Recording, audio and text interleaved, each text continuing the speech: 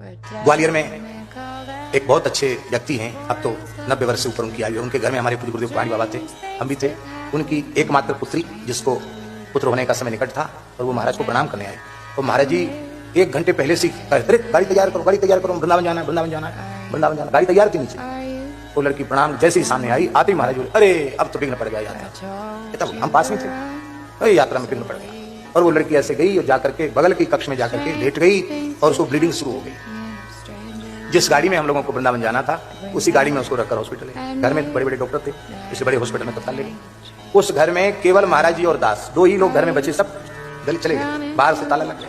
महाराज जी बोले, हमको पता था कि यह होने वाला है, इसलिए मैं पहले से कह रहा था कि यहाँ से चल पड़ो। अब यहाँ हमारी उपस्थिति के काल में कोई घटना घटेगी तो भगवान का वेश कलंकित होगा, लज्जित होगा। घर में गुरु महाराज थे, घर में साधु थे, ऐसी घटना घट गई। महाराज बोले, देखो बच्चा, उस लड़की की आयु पूरी हो चुकी है, और उसके गर्भ में जो बालक है उसकी भी आयु नहीं है, दोनों की मृत्यु है। लेकिन अब हम यहाँ से पहले निकल गए होते, तब तो जो होता सो अपने भाग्य से होता, लेकिन अब इसकी भाग्य की लकीर बदलनी पड़ेगी। बोले, जाओ तुम एकांत में चले जाओ, मुझे एकांत कर दो। हम दूसरे कक्ष में चले गए, महाराज जी ध्यान में बैठ गए। वहां डॉक्टरों ने मना कर दिया था, लेकिन महाराज जी ध्यान में बैठे कि शरीर में लक्षण आने लगे, और डॉक्टरों ने कहा कि अब कहीं नहीं ले जाना पड़ेगा, यहीं हम लोग संभालेंगे स्थिति को।